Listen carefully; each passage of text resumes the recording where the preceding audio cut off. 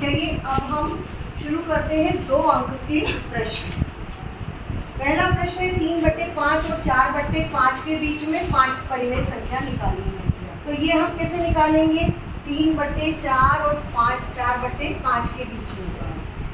तो हम क्या करेंगे इसको 3/5, इसमें 10 का गुणा कर दो और 4/5, इसमें भी ऊपर नीचे 10 का गुणा कर दो। कितना हुआ ये? 30/50 और 40/50। तो कितना हो गया इनके बीच? कोई सी भी संख्या लिख दो। कितनी लिखनी है हमको? 5। तो 30 और 40 के बीच में कौन सी आ जाएगी? 31/50, 32/50, 34/50 और 33/50। तो ये इसका उत्तर हो गया। ठीक है, काट भी सकते हैं इसको। जैसे ये कटेगा यहाँ पर, ये 2 एकम 2, 2 छम 12 और ये 25, ये भी कट जाएगा 17/25, ये भी कट जाएगा 5 7 35 और 5 9 50। तो क्या हो जाएगा आंसर? 31/50, 16/25, 33/50, 17/25 और 7/10। अब हमको लिखना है 3 और 4 के बीच 6 परिमेय संख्या। तो 3 और 4 के बीच में परिमेय संख्या कितनी लेनी है? 6। तो जितनी हमको परिमेय संख्या चाहिए होती है उससे एक ज्यादा का हम ऊपर नीचे गुणा करते हैं। तो किसका गुणा करना पड़ेगा? 7 का। तो 7 के गुणे के लिए हम क्या करेंगे? 3 में 7 का गुणा और 4 में भी 7 का गुणा। तो क्या हो जाएगा ये? 7 3 21/7 और 7 4 28/7। कितनी संख्या चाहिए आपको इसके बीच? 6। क्या क्या आ जाएगा? 22/7। हम ये मिटा दें। क्या क्या आ जाएगा इसके बीच? 22/7, 23/7, 24/7, 25/7, 26/7, 27/7। बस यही चाहिए। हो गई 6? आगे ये सवाल समझ में? चलो अब हमको अगला क्वेश्चन करना है 7वां। तो ये आपका उत्तर हो गया। अब हमको इसका गुणा करना है। 5 धन वर्गमूल 7 और 5 माइनस वर्गमूल 7। तो हम सूत्र लेंगे। सूत्र कौन सा होता है? a minus b equal to a square minus b square। b square। तो ये हो जाएगा 5 का वर्ग माइनस वर्गमूल 7 का वर्ग। 5 का वर्ग 25, 7 वर्गमूल 7 का वर्ग केवल 7। 25 में से 7 गए 18, 25 में से 7 गए 18। तो ये इसका उत्तर हो गया। अब 1/11 का दशमलव निरूपण। तो हम क्या करते हैं? 11 में भाग देना शुरू करते हैं। किसका? 1 का। 1 का भाग 11 में जाएगा क्या? 11 का भाग देंगे हम 1 में नहीं जाएगा, है ना? पहले तो हमने दशमलव लगाया तो 1 0, दशमलव से सिर्फ एक ही 0 लगा सकते हैं। 10 में भी नहीं जा रहा तो वापस से 1 और 0 लगाएंगे। अब कितनी बार जाएगा? 9 बार। ठीक है, तो 9 बार जाएगा तो क्या जाएगा ये? 11 9 1 बचा कितना बचा? 1। फिर क्या होगा? बार लगा देंगे। 1 बचा कि 10? ये 10 बचा।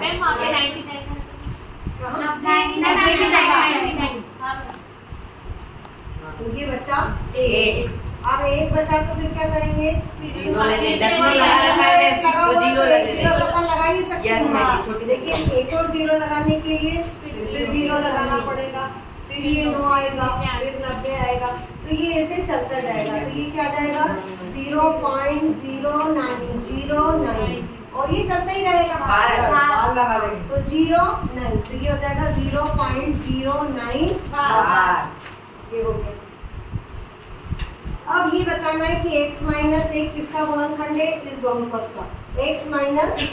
तो अब x बराबर क्या मान रखेंगे हम, -1 प्लस का 1, प्लस का -1 दे रहे हैं ना, हाँ तो x माइनस 1 बराबर 0 कर देंगे, यानी x का मान हम कितना रखेंगे, 1। तो अब x का मान 1 रख दो, किसमें रखेंगे, इसमें, इस बहुपद में पर k कहाँ लिखा हुआ है इसमें, ये का मान है ये मैं इक्वल टू लगा दूंगी 0 लिख दूँ नहीं, पर 1 मिनट, 4 देखना बुक में ये क्वेश्चन दिया होगा, 4x³ minus 3x² minus 4k plus 4 है। तो अब x की जगह रख दिया 1 प्लस 3 माइनस 4k प्लस 4 बराबर 0। एक का क्यूब तो एक ही रहेगा, तो ये क्या हो गया, 4 धन 3 माइनस 4k प्लस 4 बराबर 0। क्या हो जाएगा, 4 प्लस क्या हो जाएगा, 7 पहले हम इसको जोड़ेंगे 7 माइनस 4 के के प्लस 4 प्लस 4 बराबर 0 तो 7 4 11 माइनस 4 के बराबर 0, 11 बराबर 4 के, और ये हो जाएगा k बराबर 11/4। ये कुछ शायद डिजिट में अंतर हो गया है, मुझे लग रहा है समीकरण, या हो सकता है जानबूझ के चेंज किया हो, हमको नहीं पता। तो ये इस तरह से होगा। अब हम ये वाला क्वेश्चन करते हैं।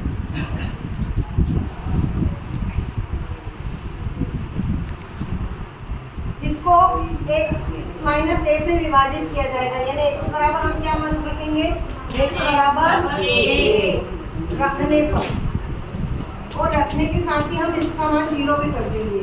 तो ये जो समीकरण का ये x की जगह रख दिया माइनस a, फिर a का square plus 6a minus a बराबर 0। ये हो गया a³ माइनस a³ और ये हो गया 5a बराबर 0।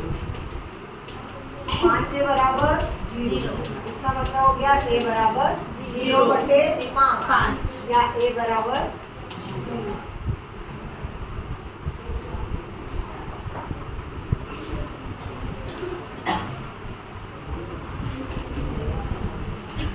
अब समांतर रेखाओं की परिभाषा क्या है, समांतर रेखा किसे कहते हैं, जो समांतर रेखाएं किसे कहते हैं, जब दो रेखाएं एक दूसरे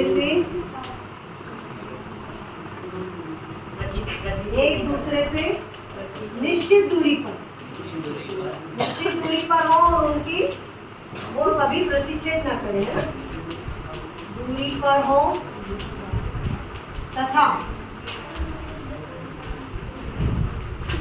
एक दूसरे को या परस्पर भी लिख सकते हो, हम लिख सकते हो, तथा परस्पर प्रतिच्छेद ना करें।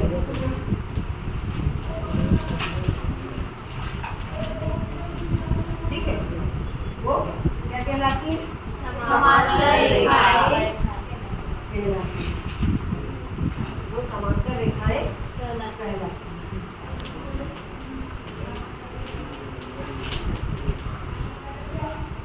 ठीक है, आगे सुनिए। अब हमको लिखना है परिभाषा रेखाखंड की। रेखाखंड की परिभाषा क्या हो जाएगी, हाँ, रेखाखंड की परिभाषा हम लिखते हैं, रेखा का वह भाग जिसके दो अंत बिंदु होते हैं, दो अंत बिंदु होते हैं। रेखाखंड। ठीक है, यस तो आगे समझिए, यस मैम।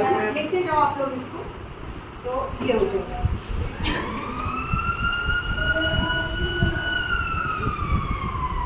अब हम ये क्वेश्चन भी देख लेते हैं, AC बराबर BD। AC बराबर क्या है, BD सिद्ध करो, AB बराबर AD बराबर CD। सिद्ध करना। हाँ, कैसे सिद्ध करेंगे, AC किससे बना है? AB से। प्लस BC BC से। और BD किससे बना है? BC plus CD। Yes BC plus CD।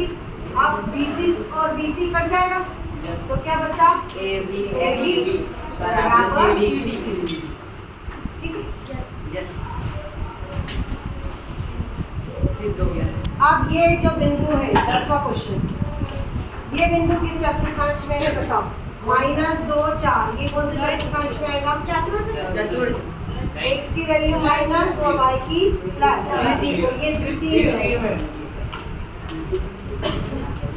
द्वितीय चतुर्थांश। ये चतुर्थ फिर 3 चतुर्थ माइनस x की वैल्यू प्लस और y की वैल्यू माइनस, तो ये आ जाएगा चतुर्थ।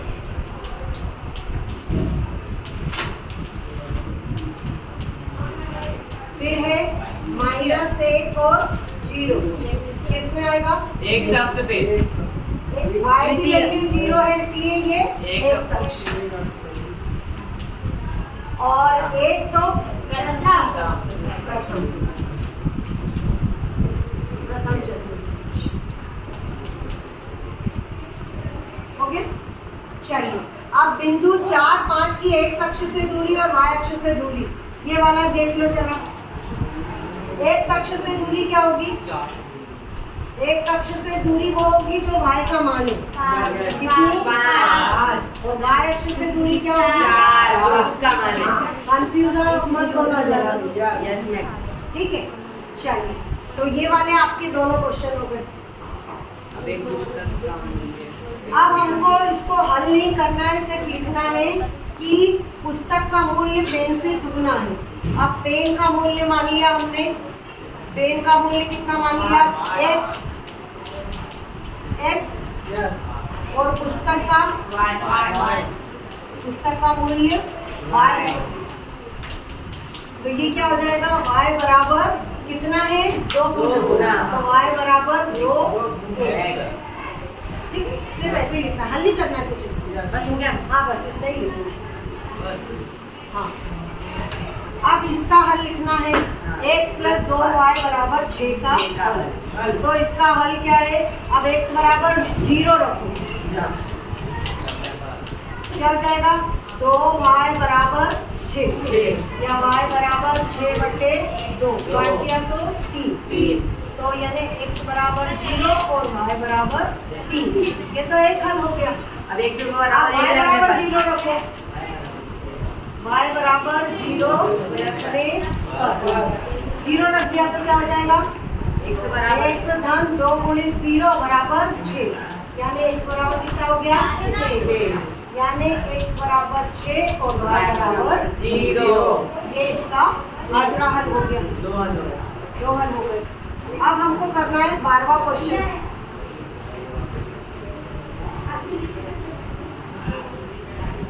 12वां क्वेश्चन देखिए, x बराबर 2 और इसका हल हो तो देखिए 2x धन 3y बराबर 1। x की जगह पर कितना रखेंगे? 2 और y की जगह पर तो 2 दूनी 4 बराबर कितना? और अथवा का देखो समीकरण क्या दिया है? 3y बराबर 1x धन 7। अब y का मान कितना रखेंगे? y का मान देखो ना, बिंदु क्या दे रखा है? 4। y का मान आएगा 4, x का मान 3, 4 दिया 12, 3 प्लस 7 12 माइनस 7 बराबर 3, 12 में से 7 गए 5 बराबर 3, a बराबर हो गया 5। अब ये वाला समीकरण, ये 13वां प्रश्न। यदि AB समान है हम 15 तक कर लेते हैं। 13वां देखो क्या दिया है? ये प्रतिच्छेद कर रहे हैं और इनका अनुपात कौन सा? POR अनुपात क्या दिया है? ROQ कितना दिया है? 5:7। मतलब आप मान लो POR को मान लो आप 5x और ROQ को 7x। 7x। अब POR का है POR ये और ROQ ये 7x और दोनों को मिला के कितना होना चाहिए 180। तो कोण 5x धन 7x कितना होना चाहिए 180। 12x बराबर 180। अब 1 से बराबर x बराबर 180 बटे 12। 12 एकदम 12 बचे 6 12 पंजे 7। x बराबर आया 15। तो POR कितना हो गया 15। 15 नहीं 5 गुणे 15 यानी 75 और ROQ कितना हुआ 7x यानी 7 गुणे 15 15 सत्ते 105। ठीक है ये हो गया।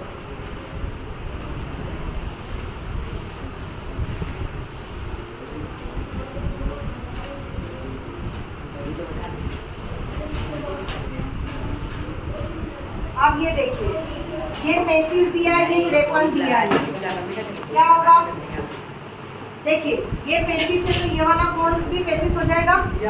देखो AB समांतर DE इसलिए क्या हो जाएगा कोण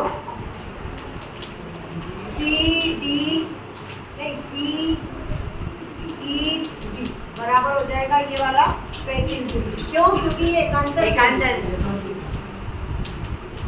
दोनों को कोण ही अब त्रिभुज के तीनों कोणों का योग 180। कितना त्रिभुज के तीनों कोणों का योग 180। 180। तो ये 53 धन 35 और धन ये वाला कोण DCE बराबर 180। 53 और 35 को जोड़ो 88।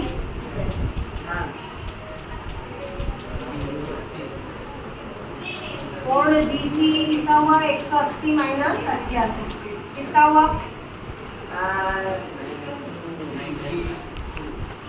ये 92 होगा 92। ये वाला भी हो गया। अब त्रिभुजों की सर्वांग समता के दो प्रतिबंध लिखिए। कौन से होते हैं भाई दो प्रतिबंध आप लिख सकते हो SSS मतलब RHS जब तीनों भुजाएं समान हो। जब तीनों भुजाएं समान SS एक त्रिभुज की तीनों भुजाएं दूसरे त्रिभुज की तीनों भुजा के समान। और आप लिख सकते हो SS जिसकी दो भुजा समान हो और एक एक कोण त्रिभुज की दो भुजा और अंतर्गत अंतर्गत। अंतर्गत कोण बीच में आ रहा है ना कोण Yes, हाँ। जब दो त्रिभुजों की जब त्रिभुज की दो भुजा दो भुजाएं अंतर्गत कोण अंतर्गत व अंतर्गत अंतर्गत कोण बराबर। बराबर।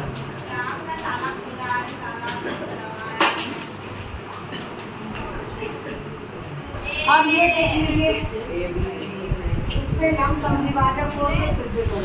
ये देखो इसमें आप क्या करोगे समझ लो इस त्रिभुज और इस त्रिभुज में क्या करोगे सर्वांग समता आपको दिख रहा है क्या क्या बराबर है मैम इसका भी नाम बताओ मैम AB बराबर BC त्रिभुज AB त्रिभुज ABD त्रिभुज आधा इधर का और आधा उधर का ABD व त्रिभुज ACD देखो AD बराबर तो AD यस मैम उभयनिष्ठ हाँ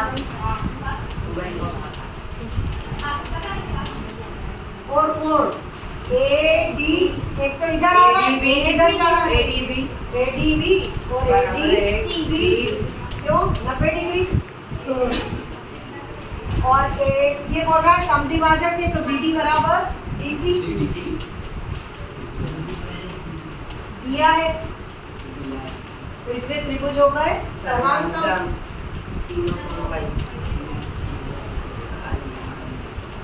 यहाँ पे मैम वो और कौन सी दो SS दो का दो नियम। भुजाएं आ रही और एक बीच का SS SAS इसलिए क्या हो जाएगा AB बराबर AC और CPCT और लास्ट 15 तीन कोण दे रखे, चौथा निकालना है। तो चतुर्भुज के चारों कोणों का योग कितना होता है? 360। चतुर्भुज के चारों कोणों का योग 360।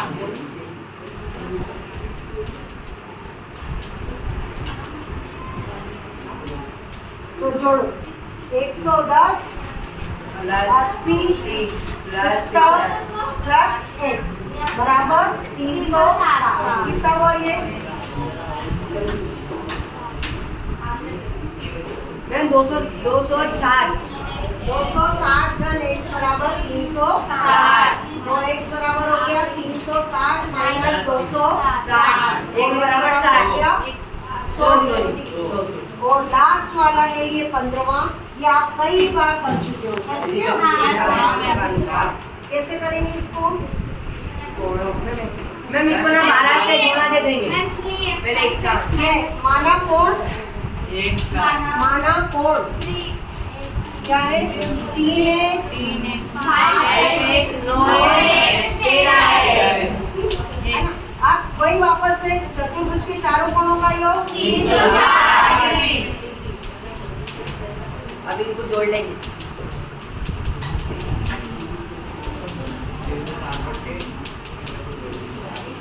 तो ये हो गया 360 3x 5x 9x 13x बराबर 360। कितना हुआ ये? 30 30x बराबर 360।